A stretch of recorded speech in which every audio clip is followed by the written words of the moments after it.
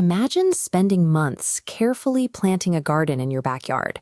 You pick out the best soil, you buy high-quality seeds, and water them every single day. After all that hard work, you finally reach harvest time. You walk out with your basket, expecting to pick sweet, delicious fruit.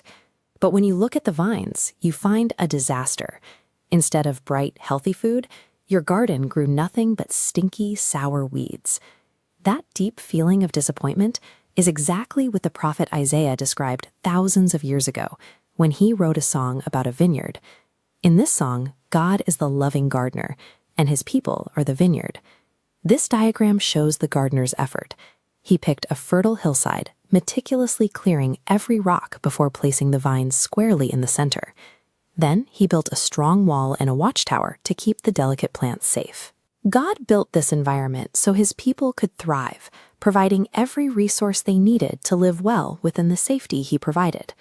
So what happened when the gardener finally came looking for the sweet grapes he had worked so hard to cultivate? According to Isaiah chapter 5, the beautiful garden yielded only bad, sour, and ruined fruit. To understand why this matters, we have to look at what bad fruit actually means in the lives of real people. We can break it down with this visual guide. Good fruit represents acts of justice, sharing, and kindness toward neighbors. Bad fruit is the opposite. Isaiah points to greed, people hoarding land and adding house to house until there is no room left for anyone else. This bad fruit also involves ignoring fairness and mistreating people who are poor or vulnerable. Isaiah describes a mixed-up world where people call evil good and good evil, treating selfish behavior as if it were something to be proud of. This wasn't an accident. The people made a deliberate choice to behave selfishly and ruin the rules that were meant to protect everyone. Because the people insisted on growing bad fruit and keeping their selfish habits, God made a difficult choice. The text says God decided to tear down the protective hedge, break down the wall, and remove the watchtower. He didn't do this to be cruel. He stepped back to let the people experience the natural consequences of their own choices. A garden without a hedge is eventually trampled and left exposed to the elements. Life becomes difficult when we push away the very things that keep us safe. When we reject these protections, we open ourselves up to the chaos and harshness of a world that has lost its way.